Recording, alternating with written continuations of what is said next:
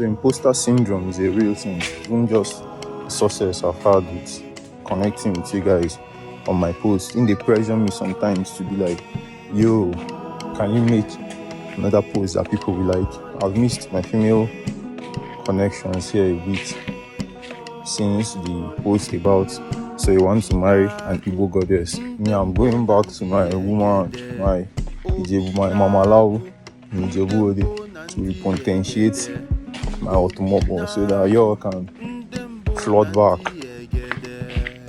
Because what is an Ikenga without feminine affection dating him? He's like a deserted, desolate